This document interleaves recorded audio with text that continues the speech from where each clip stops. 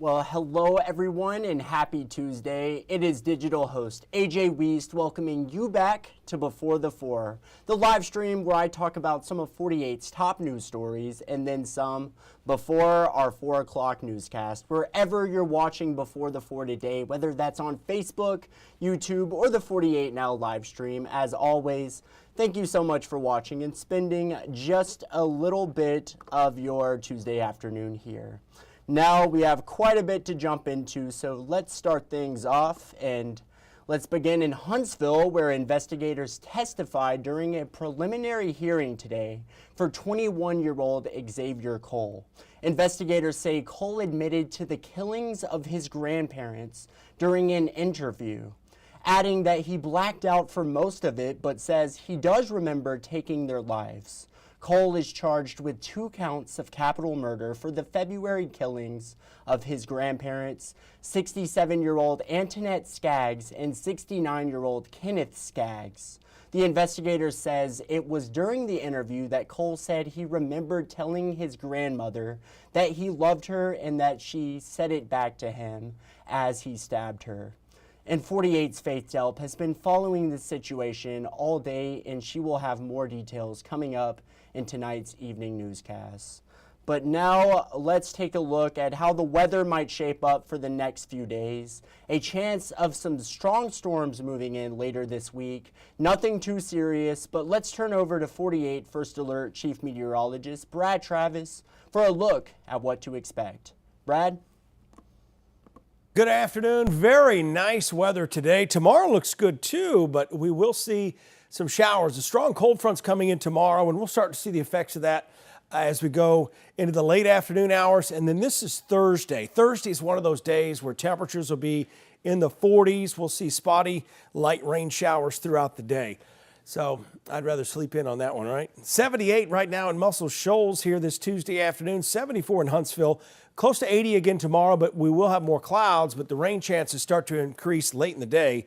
Overnight tonight, next 12 hours, we'll call it, down to 53 at 4 a.m. Won't be too bad tonight. And then tomorrow at 1 o'clock, that's when we see a spotty shower or two, mainly off to our west. It will get breezy. It'll be breezy, in fact, borderline windy tomorrow, and then a cold north wind as we go through Thursday. It's just one of those days, the typical March pattern to where you see some really nice weather followed by colder weather as winter is still trying to hold on. We've got 8:45 tomorrow evening. Best chance for these scattered showers and storms, perhaps some smaller hail, gusty winds, and locally heavy rain. Right now it doesn't look like a real big severe weather threat, but it might be farther north where their outlook for a slight risk for severe weather. Here's Thursday. Thursday's not looking great at all. We start off cloudy and windy, temperatures in the 30s, and then we just see these spotty areas of drizzle and light rain throughout the day, just kind of miserable, especially as we're all accustomed to the warmer weather lately. It's just going to be one of those days we just kind of throw out, right? As we get into the evening hours, some of you will see the sunset, some of you will not.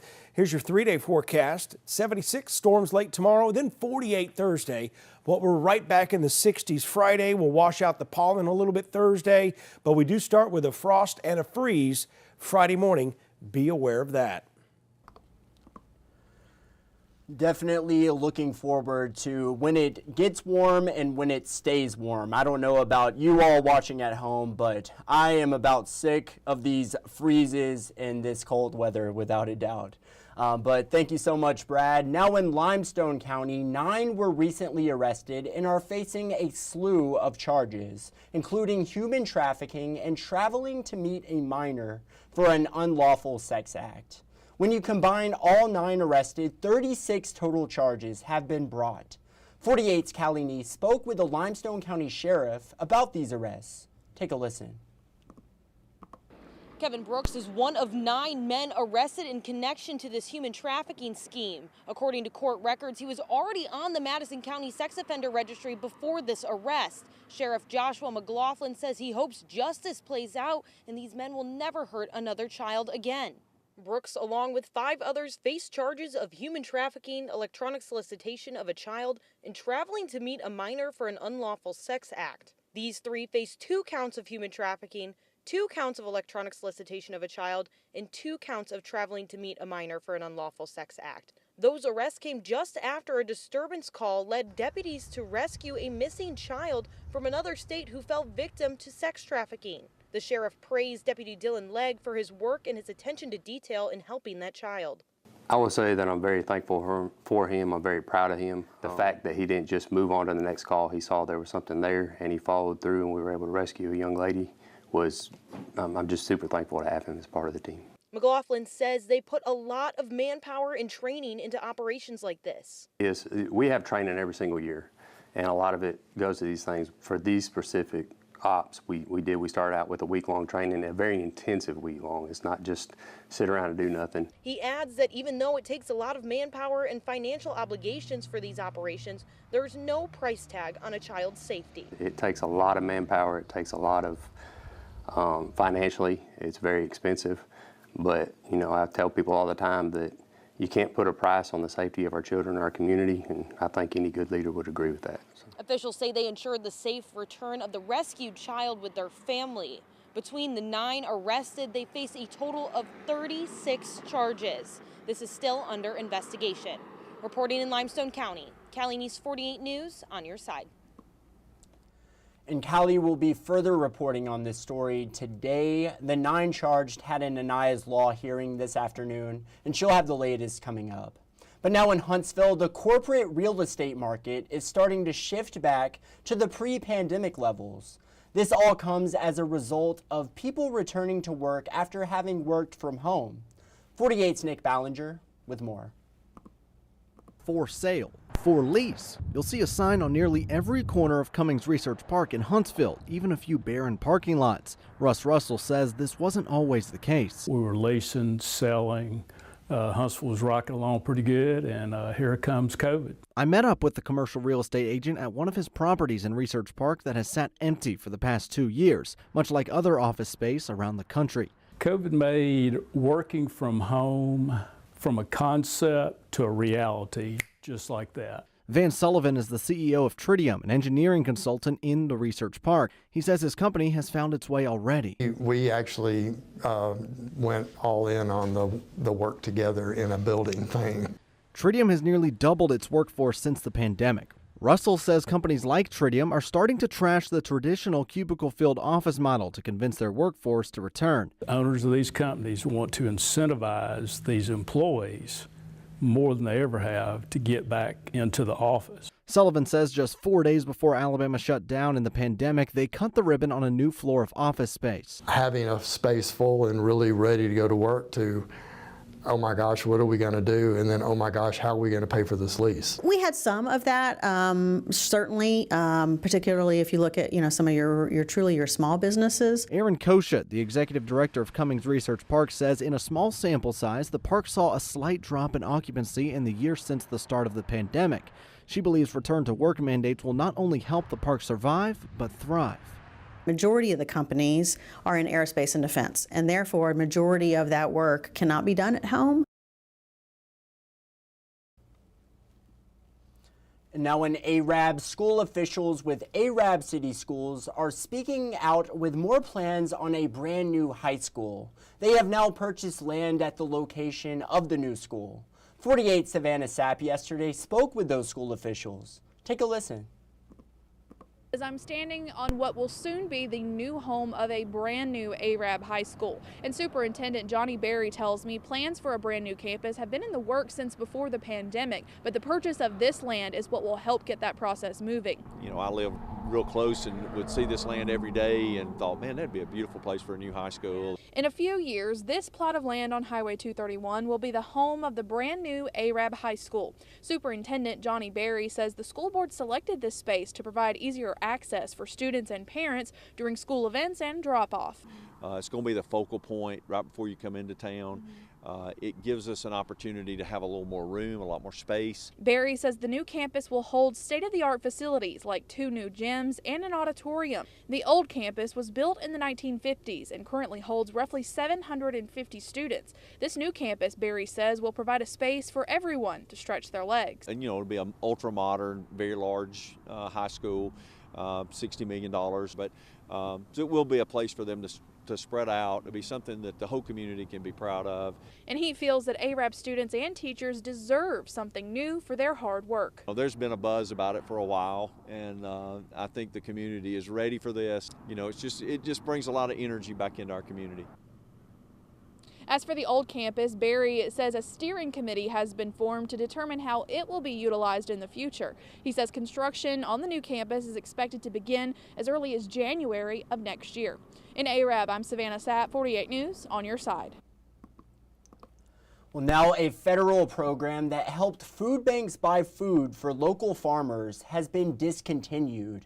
Alabama food bank leaders say this will make it harder to help people who need it the most. Food Bank of North Alabama CEO Shirley Schofield says the program allowed them to work with local farmers to provide fresh produce for thousands of people across the Tennessee Valley. Over $300 million was allocated to food banks across the country to help assist them with buying healthy food for people. Without that funding, they have to find other ways to afford that fresh food. The Food Bank of North Alabama was able to receive over 1 million pounds of locally grown produce through this program. I think about $5 million had already been allocated for this program in Alabama, and you know, the farmers had already gotten their seeds and they had already gotten their plants, so they were gearing up and ready to make this program work as well. So it's a disappointment to see, you know, it come to an end. We're hopeful that there will be something else to replace it. This was a great example of a collaborative program that had, you know, federal government, state government, you know, our Food Bank Association here in the state of Alabama, all the Feeding America food banks in Alabama, as well as our agency partners, all working together to get, you know, locally grown Alabama produce, which is grown by our great farmers who are also involved in the process, you know, out to people that needed it the most. Well, now coming up after the break, we'll talk about astronauts finally returning home after over 9 months, remembering an 83-year-old Alabama man from Winterboro who sadly passed away in this weekend's severe weather, and a sit-down with a Huntsville police officer who just shares the most sweet story you will hear today. It's all ahead. I'll see you all in 1 minute.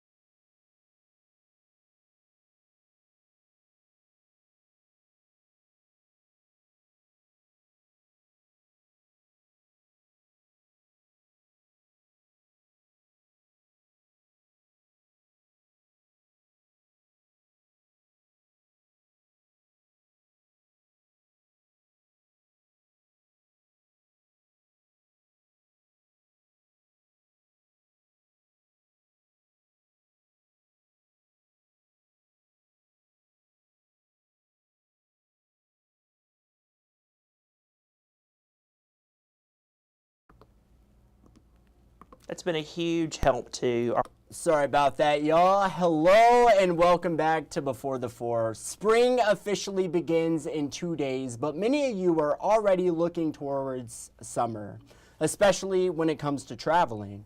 In 2023, passport processing times were anywhere from 10 to 13 weeks. Now that is not the case. 48's Claudia Peppenhorst recently spoke with Madison County probate judge Frank Barger, who says the standard processing time are anywhere from 4 to 6 weeks for routine applications and 2 to 3 weeks expedited. While that time is currently holding steady, that could change soon, as he expects they will receive an influx of applications soon as people start making their summer travel plans. When you apply at the service center, you will pay a $35 processing fee that goes directly towards the court's work in mental health. Barger says that money is making a huge impact in the community. That's been a huge help to our court's mental health programs. So that $35 application fee under the law, I'm actually allowed to personally keep.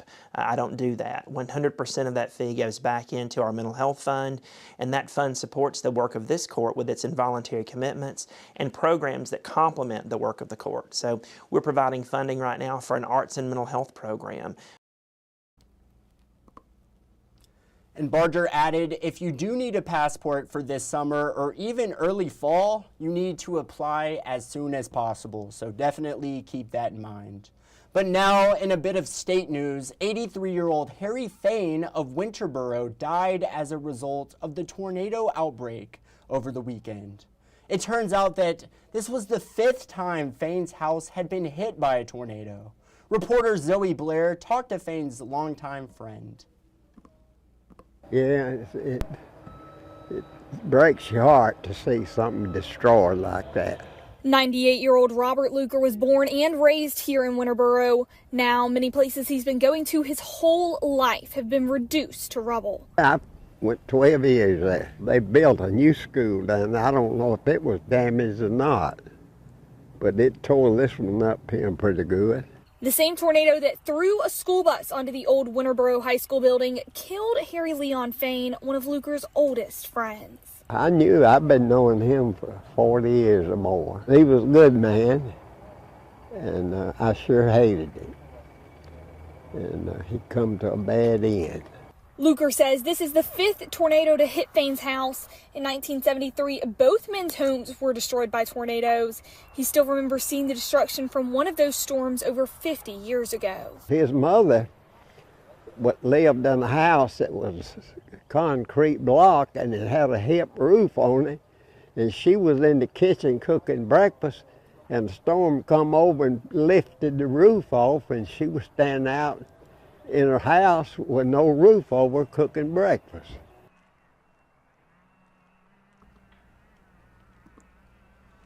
Well, the major homecoming is in the works. 2 astronauts whose 10-day mission to space turned into more than a 9-month stay. Now we're so close to splashdown in the Gulf. NBC's Tom Costello with all the exciting details. All hooks are open.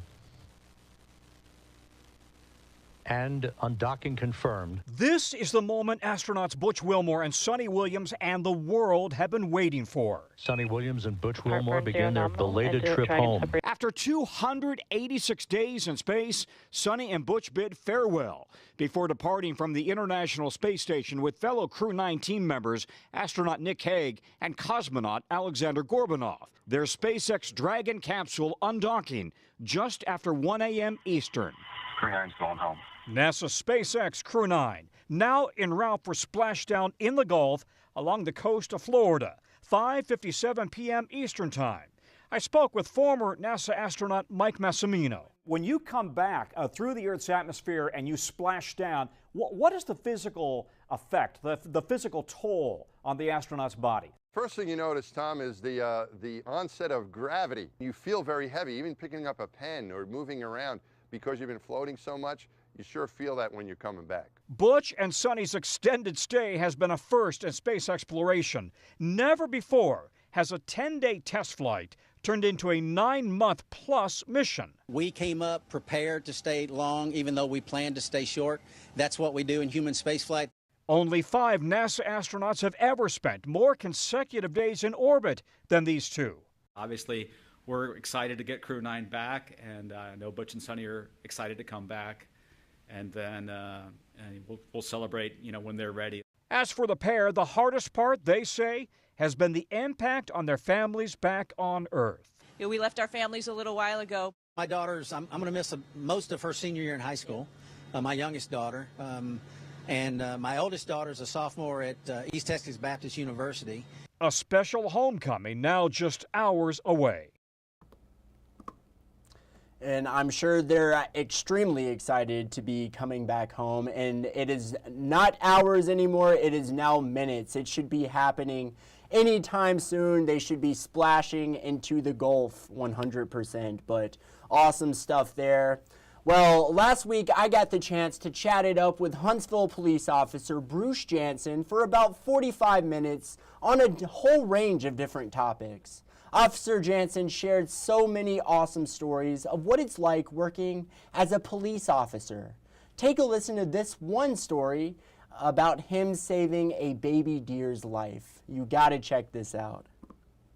Before we get into some of your awesome stories, your Crime Stoppers stories, catching criminals, I read a story about you the other day, rescuing a baby deer, a fawn, on Montesano Mountain back in 2018. Yes. Can you talk a little bit about that? Yeah. So, we were up running a school zone up on Montesano. I had a rookie officer with me at the time. And we'd run the school zone. Traffic had kind of died down, so Alan was like, "Hey, let's go somewhere else, see what's going on, another place." And we start driving down Montesano toward Governor's, and all of a sudden, traffic is just stopped, and I'm like, "What is going on?" And so I told the other officer, I said, "Hey, turn the blue lights on and let's work our way down and see is this an accident? Is somebody driven off the side of the mountain? What's going on?" And I get out, and they've all stopped because there is this little baby deer that's just teeny tiny, and it's got some road rash on, like its back hip, and they're like, "Officer, we got to do something." Mm-hmm. You come across these things that it's like, no matter police academy, field training, they don't prepare you for, some of these things. Right. You just have to make it up as you go. And I'm like, okay, hey, it's South Huntsville, we're on Montesano. They're not going to be happy unless we do something, right? And I'm like, okay, hey, I'll figure out what to do with this baby deer. So I pick it up.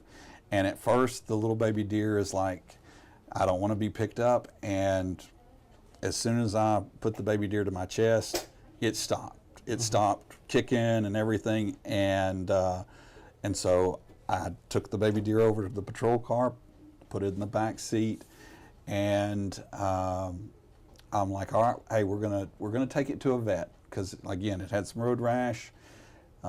And I'm like, that's the only thing I can think of is take it to a vet. So we come down here to the emergency vet at Dr. Joseph Lowry and Governor's. And I walk inside, and of course the staff there is going crazy over this baby deer. I feel like I need to have a baby deer all the time now. Right. So it's so adorable. I saw a photo. I've never been so popular. So anyway, I walk in with this baby deer, and every phone they start calling, and the doctor comes out, the veterinarian comes out, and he goes, "Hey, I'm not allowed. I don't have the license to treat baby deer or wild animals, and so I would have to put it down." And I'm like, "Give me my baby deer back." Like, I don't, my baby deer, I'll go put it on my farm or whatever. So the nursing staff, they did an excellent job. They wound up making a phone call. There was a vet just further down Governor's on the other side of the parkway that had a license to deal with wild animals. So I took the baby deer down to that veterinarian's office, and she was very kind to say, "Hey, there's like a wildlife rescue." I think it was in Birmingham at the time. She was going to treat the baby deer, get the road rash and some of the parasites off of the baby deer, get it shots, whatever you do with baby deer, and have the rescue come up and get them and take them down. So the baby deer lived happily ever after, and may still be in Birmingham for all I know. It might be. Yeah. And there she is right there, Officer Jansen holding the fawn that he rescued on Montesano Mountain back in 2018. A cute little baby deer right there, and I got to show another picture. so adorable, and that was just the sweetest story. Had to share it with you all. And you can find that full 48 Now interview filled with stories just like that right now on our website. Just go to WAFF.com. You'll go to digital shows and then 48 Now. But awesome story there. Now let's head into the stories you're just not going to want to miss coming up in our evening newscast. Following up on the warehouse explosion in Tuscumbia Saturday, 48's Aria Pons will have more details coming up on that. A school in one Jackson County community on the verge of closing its doors. 48 Savannah Sapp with more on that and the details from tonight's City Council meeting in Owens Crossroads. 48's Nick Ballinger will have all the latest coming up tonight at 10. And these are just a few of the stories you're just not going to want to miss coming up in our evening newscast. And we have just a little bit of time for it. It is time for Facebook fun.